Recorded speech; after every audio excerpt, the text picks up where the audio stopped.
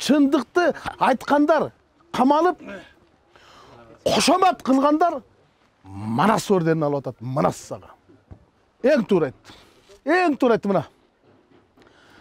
Энергетиканы Ширшов келди. Ширшовдун мен өткөндө айттым го.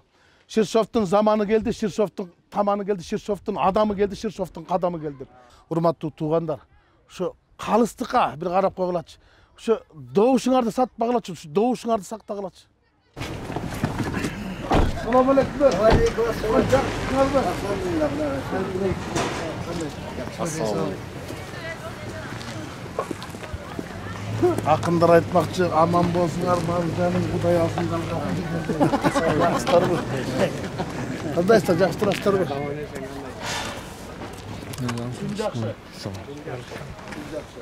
Азыр жакшы.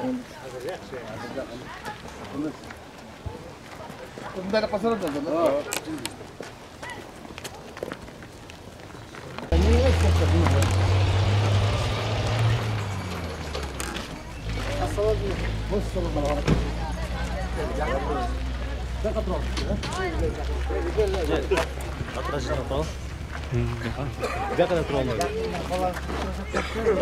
Bir жылда bir дагы нерсе өзгөргөн жок, bir завод салынган жок.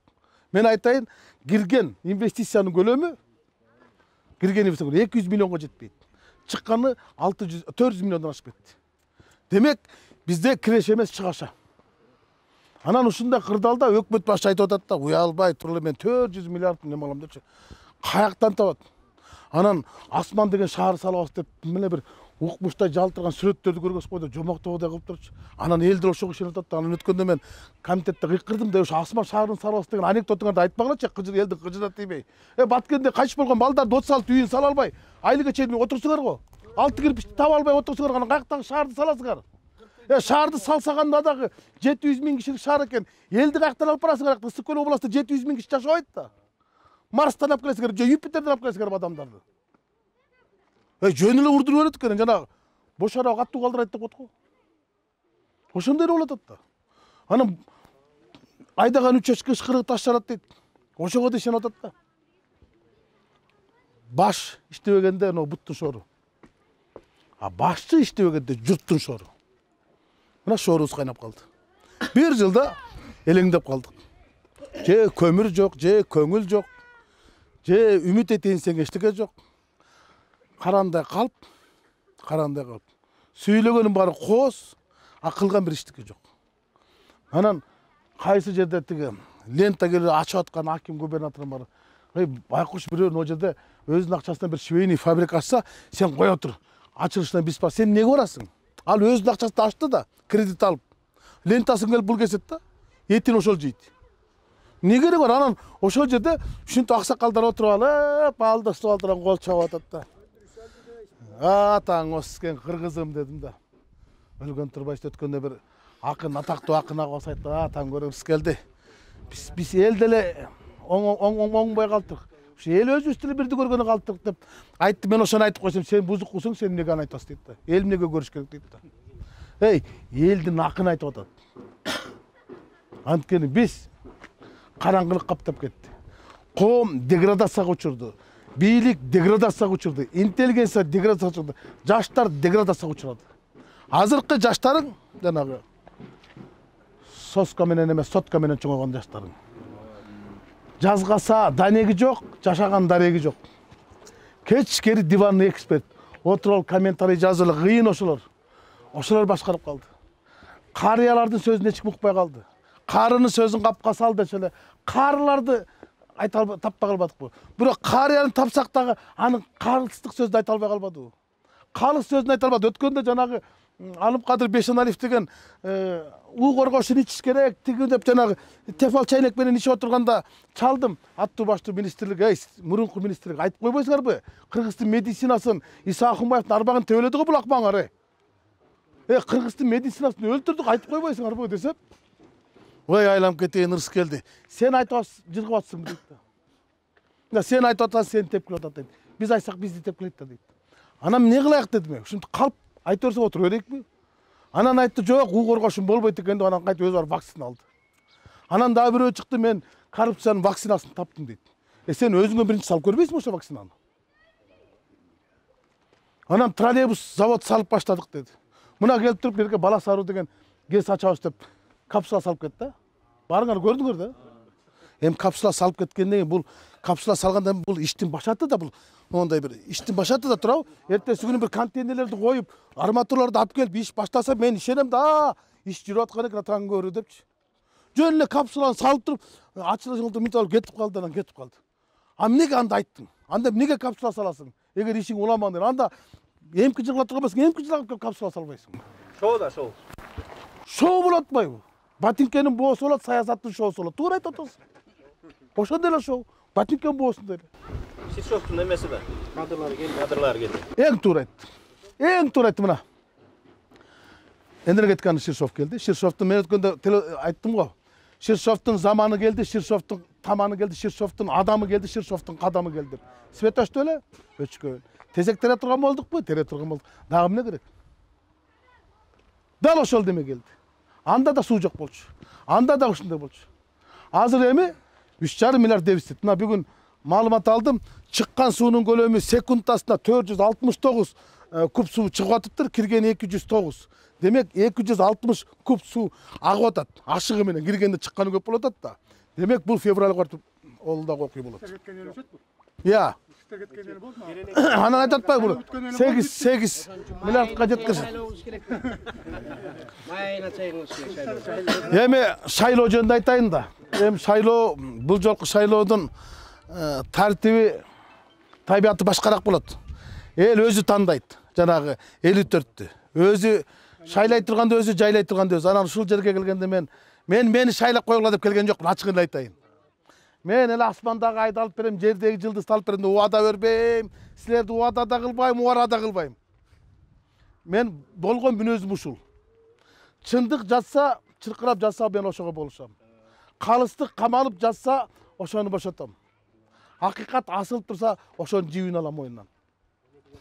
Көрүп турган 2 жедеги 4 экени болсо мен 4 деп айтам. Башкалардай болуп 5 деп айтпайм. Мен уялчак эмесмин. Мен урушчак да эмесмин. Мен болгон мүнөзүм ушул. Болгон мүнөзүм ушул. Айткам, айта берем, айтып келем. Эртең шайласаңар барып калсам дагы эле ушундан кайтпайм. Ушинтип эле сайрай берем. Камамак түгүл атып салса да ошо коркпойм. Шайлайбыз. Атып салса да коркпойм мен булардан. Мен бир корком, бир Кудайдан корком. Анан калп айткандан корком. Эми бүгүн калп айткандар баатыр болот атпайбы? Чындыкты айткандар камалып, кошомат кылгандар Манас орденин алып атат. Манас сага. Манас орденин алышты. Биздин Манастын орденин алышты. Ушундай караңгылыкта каптап турганда, экономикабыз эңшерип турганда, энергетикабыз эңшерип турганда, социалдык саясий кризистер курчап турган кезде шайлоо өтүп атат да. Ушул шайлоодо менин бир гана суранарым ушу, урматтуу туугандар. Ушу калыстыкка бир карап койгулачы. Ушу добушуңарды сатпагылачы, ушу добушуңарды сактагылачы. Мен тиги айлык барсам айтты, сен Атамбаевдин кишиси экенсиң тиги деди. Былтыр Атамеке менен барсам, сен Текебаевдин кишиси экенсиң деди. Эми мен эмне кылышым керек? Эгер бүтүн Кыргызстан көрсөтсө, сен Мадумаровдун кишиси экенсиң. Алар мынчалык деңгээлге түшүргөн эмес да. Мадумаров барыш керек парламентке. Керек ал. Кыйкырып туруп сестентип турат. Текебаев барыш керек. Алар күчтүү эле да. Алар мындай дүжүр эмес, күзүр эле да. Азыр жалаң дүжүрлөр башкалып калбадыбы? Күзүр жок да. Кошоматчылар да, кошоматчылар. Мына мен коллегаларым, кесиптештерим, депутаттарым. Таң калам да, таң калам. Ушул баш мыйзамды тим эле шатыра шатпан кол чоп тим эле бир деле Американын конституциясын киргизгенсип. Мен каршы чыксам, мени тим эле акшыйып карашып, сен бузуксуң дештир. Эми өздөрү зыянын көрүп атат. Ошо баш мыйзамды колдогондор 6-7 камалып кетти. Рас болду дедим. Чайла болуп тур дедим.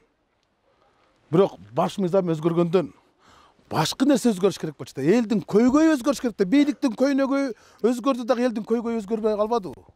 Мен ушуга капамын да. Анда эмнеге шайладык силерди? 1 жыл убакыт бердик.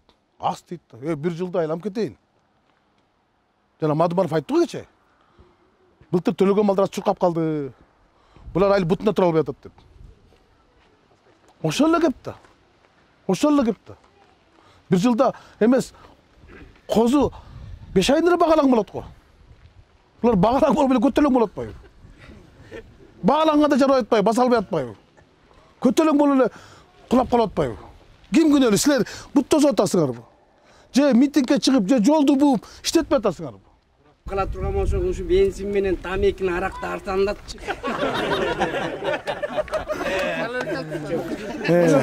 Арзандатчы. Тамеки 100 сомго чыкты кашайып. Тамеки. Мен бир күндө 2 башка тартам. Анан ошого арзандатсаң жакшы болот эле. Бир күндө 100 сом тартасыз. 200 сом. 200 сом? Кыргызстанды Кыргызстанды силер багып аткан турбайсыз. Кыргызда жакшы сөз бар. Такалып аттын изи бар, таластан чыккан киши бар дейт. Мына туугандарым баары уксун. Биздин талас куттуу эл өзүңүз айткандай. Мына Чыңгыз Айтматов чыккан, Чолпонбай Төлөбердиев чыккан, мына биздин айылда Аман Карыкулов дегендер чыккан, жогору жакта Айдаралиев дегендер чыккан, билесиз. Болуштар чыккан, хандар чыккан. Анан баягы Паша Кудай эмес, Кудайдан жуда эмес дейт. Жана сен айткан сөзүңө мен толук 100% ишенем. Кудай колдогон киши Паша болот, падыша болот. Мына сиздин да оюңуз ошо Кудайды колдоп, ушу аттанган экенсиз, ишиңиз ийгилик, жакшылык болсун. Анан дагы бир сөз бар экен. Жанагы эл тууралуу да. Мына элдин туугандарын капа болбосун. Мухаммед алейхиссалам өлөрүндө Жабирейил периште түшөт экен. Бул Курандагы сөздүк да. Курандан алынган сөз экен. Анан Мухаммед алейхиссалам Аллах Таала менен жүз көрүшүп сүйлөшүп турганда, Жабирейил периштеден сураган экен: "Эй Жабирейил, мен өмүрүм бүтүп баратат. Мен жакында өлөм. Сен мен өлгөндөн жер бетине түшөсүңбү?" деген да. Жабирейил периште айткан экен: "Сен жок болсоң кимге түшөм?" дегендей кылган. Бирок Алланын каалоосу менен жер бетине түшөм. Мына акыр кыяматка чейин. Жер бетине түшүп, жер бетинен адам баласынын 10 нерсесин алам деген. Биринчиси береке. Берекесин алам. Мына көрүңүз, билгери сиз көрүп калдыңыз, баарыбыз бир кой сойсок бүт айыл жечи. Азыр бир кой эмес, төө сойсо да жетпейт. Жетпейт. Берекеси жок. Экинчиси элдин ортосунда ынтымак. Ынтымак. Бу да кетти. Үчүнчүсү тууган урук, бир тууганын ортосунда ынтымак. Мына 85-жыл мен бир тууганым бага Жигули уткан 30 тыйынга. Мына элдин баары билет. Жигулисин берген. Мына элдин баары билет. Азыр Жигули эмес, Жигули эмес ат бербейт. Мен ошону акырын анализдеп отурам да. Жана береке кетти, ынтымак кетти деген. Тууган ортосунан, бир туугандардын ортосунан ынтымак кетти. Үчүнчүсү. Төртүнчүсү султандардан, соттордон адилеттүүлүк кетет деген. Калыстык кетет. Калыстык. Бешинчиси аялдардан ыйба кетет деген. Аялдардан ыйман кетет деген. Ыйба кетет. Ыйба кетет. Алтынчысы алымдардан, молдолордон такыбалык кетет деген. Жетинчиси кембагалдардан сабырдуулук кетет деген экен. Сегизинчиси байлардан кайрымдуулук кетет деген экен. Азыр сиз айткандай байлардын баары кайрымдуулук кылбайт, бүт эле чөнтөк. Сиз айткандай пенсия алабыз азыр 4000-5000ден. Өмүр бою иштедик, мына балдардын баары билет. Алганыңыз ошо азыр кошкондо 5000 сом да. Анан энди ушул жанагы Жабирейил периште айткандын баары келди да. Анализде ой жүгүрсөңүз, азыр жер бетинде эки нерсе турат экен: ыйман менен Куран. Ыйманды сыйлап, Куранды сыйлап, бир эл ынтымакка келсе деген ойда. Мына сөзүн мен көптөн бери жактырам, мына 5 жыл болду. Баягы өздөрүнүн тууганын боюнда айтып коеюн, бетине айтып коеюн. Тууган арыз жазган мунун үстүнөн. Бир эстелик жөнүндө, жана Шекердей айылында. Кел о жерден ушунча эл чогулганда айтты: "Кел мойнума коюп бергиле" деди мына. Айтып калам, мойнума коюп бергиле деди. Ак үчүн айтып атыр да. Вот жагат да бул негизи. Ушундай жигиттерди коелу дагы эл оңойлуу да. Эл бирөө ынтымакка келсе, бир иманга келсе, элибизге депутаттардан ким сүйлөйт? Көрүп жүрсүңөр го телевизорду мындан башка.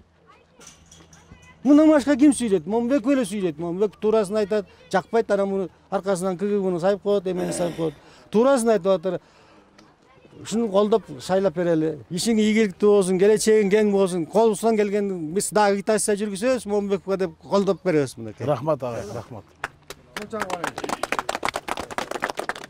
Депутаттардын жазган мыйзамы биздики партиялык преференциалдык шайлоо дегенбиз болчу. Бул 120 талапкер болсун, ошонун ичинен ар кимин эл өзү тандасын деген болчу. Болбой отуруп, биринчи саргалашта оппозициялык депутаттар кыйкылып өткөрбөй койдук. деп баатыр болуп жасагаларан кечинде аппарат президенттен чалышып, президент чайга чакырып атыр деди. Атаң көр, иш бүттү дедим. Президент чайга чакырып атса, чайдын чамеси болот, артында балеси болот дедим. Кечинде автобус менен колго түшкөн немис солдаттардын бүт депутаттардын баарын жогорку кеңештин алдынан салып алып кетти. Мен барбадым. Эртеси күнү дагы алып кетти. Ошентип 2 күндүк чай ичкенден кийин депутаттар макул болуп беришти. Колдоп беребиз десе дагы президенттин аппараты ушул шайлоо кодексин киргизди. Бирок ушул шайлоо кодексинин 21 беренесинин 6 пунктуна минтип турат. Талапкер сунуш кылынган күндөн баштап кызматын тапшырат деп турат. Ал айылдык кеңештин төрагасы болсо дагы тапшырат деп турат. Жогорку кеңеш төрагасы жоңгой. Анан булар жогорку кеңештин төрагасын азыр бул кызмат адамдардын тизмесине кирбейт деп жоо чыгарып коюптур. Бул деген эң жогорку кызмат адамы. Это высшая политическая должность, государственная должность. Президент жокто спикер мамлекеттин башчысы болот. Анан ушуну айтат да, бул ыйгарым укугу жок, бул жанагы тойдогу тамадан алып баргандай эле киши да депчи. Анда болсо, анда эмне камап салдыңар муну төрагаларды? Асылбек Жээнбеков менен анда Төрөбай Зулпукаров неге жатат? Ыйгарымдыктар жок болсо. Кеп мыйзам эки башкыч деген болот атпайбы? Төраганын орун басары Нурбек Сыдыгалиев Ишенин партиясы менен шайлоого баратат. Ал съезд өткөн күнү тапшырды кызмат. Бул тапшырбай койдур, буну четке какты эле, сот буну кайтарган. Анда тигини алып салды. Тигини алып салды. Логика ошондо. Жок деп туруп, 11-inde съезд өткөн. 5 күндүк мөөнөттөн кечиктирилс мөөнөттө төрага кызматын ташташ керек болчу. 16 сакыр күн болчу. Таштаган жок. 18 октябрда президенттин жарлыгы чыгып атат. Жарлыктын 1-главасында минтип жазып койду. Кыргыз Республикасынын жогорку кеңешинин төрагасы тире Кыргыз Республикасынын жогорку кеңешинин депутаты дейт. Мындай да, Кыргыз Республикасынын премьер-министри тире министри, ал итек тире министр. Сен башкы министрсиң да. Түркчө айтканда баш бакасың да. Анан ошондой кылып оңдоп алып, мыйзамды бузуп, эми аппарат президент сотторго кысым кылды. Соттор БШК кысым кылып атат. БШК дагы мыкты экен. Жогорку сотко жолдоду. Эми көрөм, спектакль эми башталат. Эгерде жогорку сот райондук соттун чечимин колдоп, БШКнын чечимин жокко чыгара турган болсо, анда мен айтам, урматтуу Садыр Нуркожоевич, эми сиз таза шайлоодо айтпай эле коюңуз. Өзүңүз аралашып алдыңыз. Сиздин аппаратыңыз сизди подставили. Сизди чыккынчылык кылды, сиздин ишиңе саботаж кылышты. Мына ошолорду кейдик иште деп туруп, ошол жумуштарды алгыс деп айтам. Анткени президенттин аппараты даярдады ошол президенттин жарлыгын. 18-inde кечигип калып киргизип атат. Мөөнөттү жанагы мыйзам арткыч дебейт. Закон обратно силе не эмитет. Булардык иштеп атпайбы? Эмне үчүн мага келгенде, сага келгенде закон иштеп атат, булагы иштей берет? Андай болбойт да. Буну эл аралык эксперттер, байкоочулар баары байкап турат азыр. Кандай болот экен депчи. Бирок бул административдик ресурстун ана башы. Жанагы административдик соттун чечими бул ресурска жол берди. Жол ачты. Мен эртең ишенбейм. Булар азыр таза шайлоо деп коюптан жакындаганда, эгер алдырарда жаздырар болуп, элдин көпчүгү оппозициялык мага окшогон бакычактарга кетип бараткан болсо, булар дагы бир нерсени ойлоп табат. Ошон үчүн айтып атам да силердин таза шайлоо болот дегениңер зима не будет деген эле койгулачы деп. Элди алдабагылачы мындай. Чын эле эркекче эле иштейличи, эркекче эле сүйлөшөлүчү. Элдин каалоосун койгула болду. Таза шайлоо болсо элдин каалоосун койгула. Болду. Бирөөгө жеңилдик бербегиле, бирөөгө кепилдик бербегиле. Бардыгына бирдей укук бериле. Анан марага деле аттарды байгеге чаап отурган болсоң баарын бир сызыктан кое бересиң. Анан булардыкы 1 метр алдык, 1 километр алда туруп алып, анан таза шайлоо деп турган бизди кое беретпайбы? Анын кетип калганда тетек, мен кантип айтам ага? Туурабы? Сага бир каалоо айтып коеюн. Себеп дегенде туугандарым айтып койбосом болбойт. Бүгүнчү. Мына Ырыскелди Момбековду чын эле кара суу силерге тааныштырбасам да Кыргызстан баары тааныйт да.